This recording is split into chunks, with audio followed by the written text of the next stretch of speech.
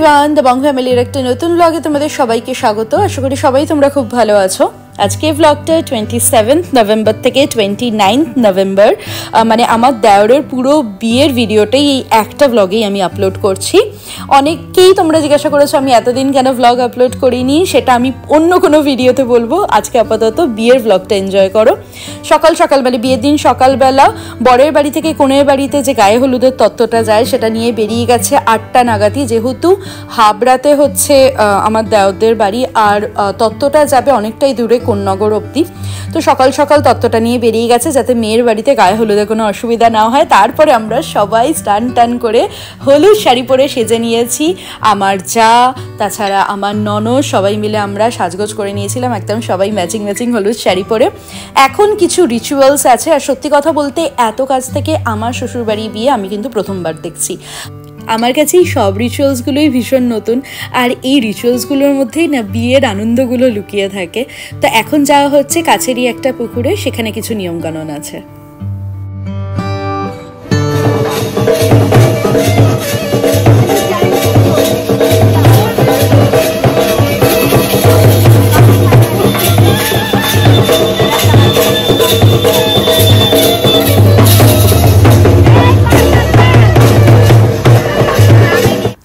বিয়ে বউ ভাতে না আমি খুব একটা বেশি ভিডিও করতে পারিনি, জানো তো, কারণ সন্দেশকে প্রথমত পুরোপুরি সামলাতে হয়েছে। সন্দেশ যে সবার কাছে খুব যাচ্ছিল তা না, এত লোকজন এত একসাথেও দেখেও না, ওর কাছে নতুন একটা পরিবেশ। তাছাড়া আমার ওর বিয়ের দিন স্পেশালি একটু শরীরটাও খারাপ ছিল, তাই আমি খুব একটা কাজকর্মের মধ্যেও নেই। দেখো আমি একটু দূর থেকেই যেটুকু পেরেছি অল্প স্বল্প করে ভিডিও করেছি। তো এখানে কিছু এরকম নিয়ম ছিল যেগুলো আমার বাড়িতে আবার বিয়ের মধ্যে এত কিছু নিয়ম হয় না, দেখতে ভারী মজা লাগছিল।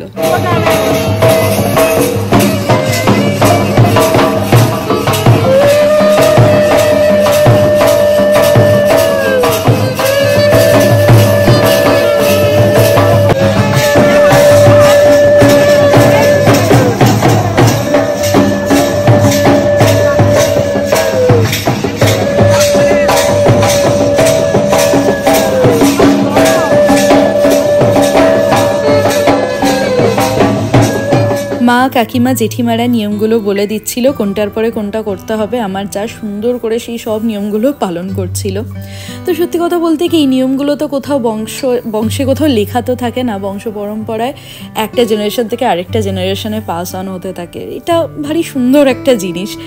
তো যাক, এখানে যেটা বরণ ডালা দিয়ে পুকুরকে বরণ করা হয়ে গেছে, এখন জল নেওয়া হচ্ছিল কলসিতে, যেটা গায়ে হলুদের পরে আমার দেওরকে স্নান করানো হবে। আর এখানে এসে দৌড় ধরা হয়েছে, প্রত্যেকটা কথায় কিছু না কিছুভাবে দৌড় ধরা হচ্ছে টাকা চাওয়ার জন্য।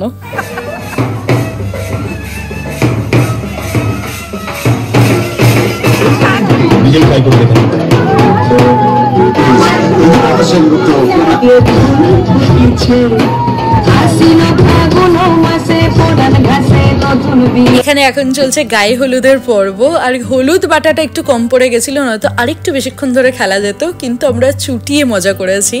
তো এরপরে একদম জাম্প করছি সন্ধ্যাবেলায় সেজেগুজে এখানে রেডি হয়ে গেছি। আমাকে, আমার যাকে আর আমার ননদকে সাজাতে বিউটিশিয়ান এসেছিলেন, উনি শাড়ি টাড়ি পরিয়ে দিয়েছেন, চুলটাকে একটু বেঁধে দিয়েছিলেন আর হালকা মেকআপ।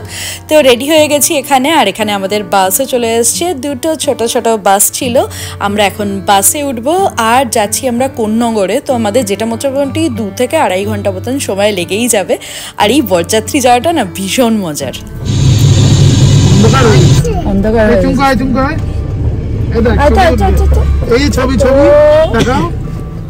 পৌঁছে গেছি আমরা কোন্নগরে, আর এখানে না একটা গ্র্যান্ড এন্ট্রি হয়েছে বরের, খুব সুন্দর ছিল সবকিছু, একদম মনে হচ্ছিল সিনেম্যাটিক।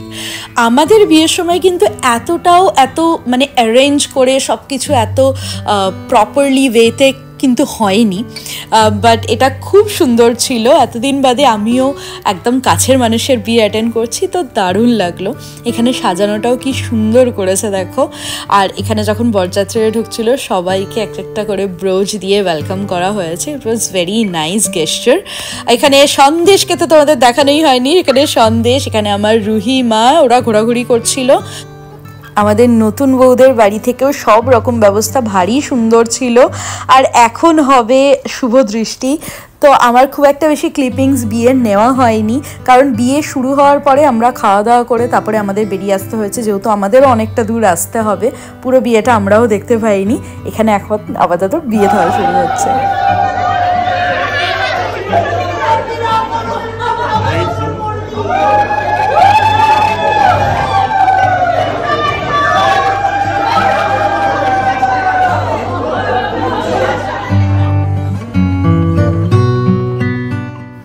বিয়ের পরের দিন সন্ধ্যাবেলা এখন সবাই মিলে বেরিয়ে পড়েছি, পাড়ার মোড়ে যাচ্ছি। ওখান থেকেই নতুন বউকে ওয়েলকাম করে আনা হবে। প্রচুর বাজনা বাজি, নাচ গান।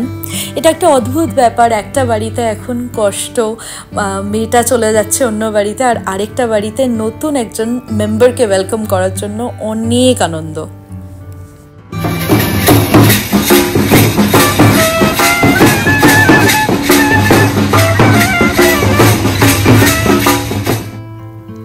সন্দেশ কিন্তু যখন যখন বাজনা বেজেছে খুব মজা করেছে। পুরো রাস্তাটা ডান্স করতে করতে গেছে, ডান্স করতে করতে এসছে।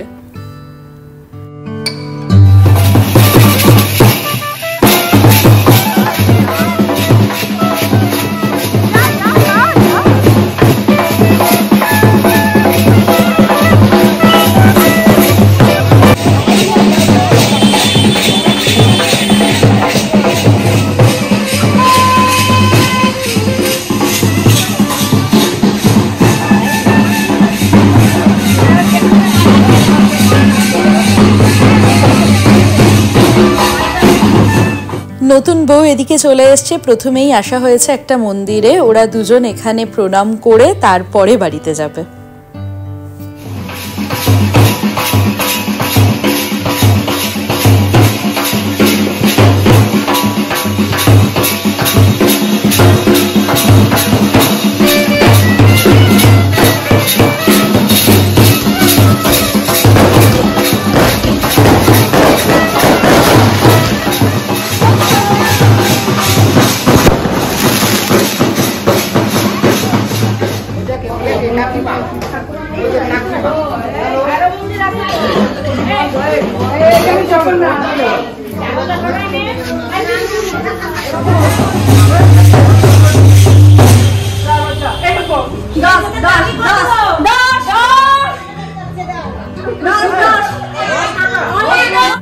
নতুন বউ বাড়িতে আসবে, ননদ যা দেওর এরা টাকা চাইবে না তা তো হয় না। আমি যদিও বা একটু সাইলেন্ট ছিলাম, কিন্তু আমি এদের দিকেই একদম চুপচাপ দাঁড়িয়েছিলাম।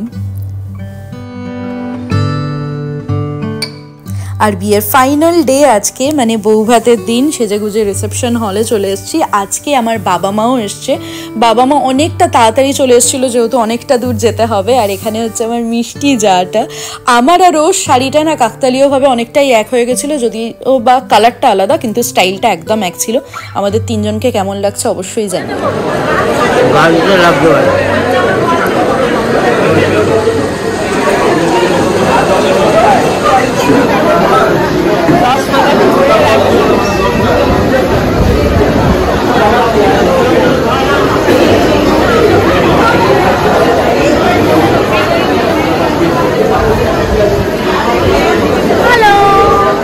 রিসেপশনের দিন আমি, আমার বড় যা আর আমার ননদ একই রকমভাবে শাড়িটা পরেছিলাম। ওরাই সাজেস্ট করেছিল, তো খুব সুন্দর করে আমাদের শাড়িটাও পরিয়ে দিয়েছিল। আর এই দিনকার মেকআপটা না সত্যি ভালো করেছিল। তোমরা অবশ্যই জানিও যে আমাদের কেমন লাগছে।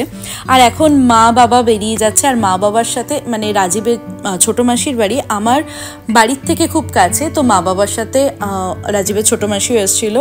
উনিও বেরিয়ে যাবেন, যেহেতু অনেকটা দূরই, সেই একদম খর্দা অবধি যেতে হবে। আর এখন না মা বাবা যখন নিচে এসছে বেরোনোর জন্য, আমি ছাড়তে এসেছিলাম, দেখলাম কন্যাযাত্রীও ঢুকছে। তো আমরা সবাই মিলে দাঁড়িয়েছিলাম, আগে তত্ত্ব ঢুকুক তারপরে আমরা যাব। So here is our newly married couple, আমাদের নব দম্পতি। দুজনকেই ভীষণ সুন্দর লাগছিল, দে লুক স্টানিং টুগেদার। তো ওরা ওদের ফ্রেন্ডসদের আনা একটা এখন কেক কাটিং করছিল। মোটামুটি রিসেপশন পার্টি ইজ ওভার। এখন আমরা পুরো ফ্যামিলি মিলে সবাই মিলে একসাথে ডিনার করব।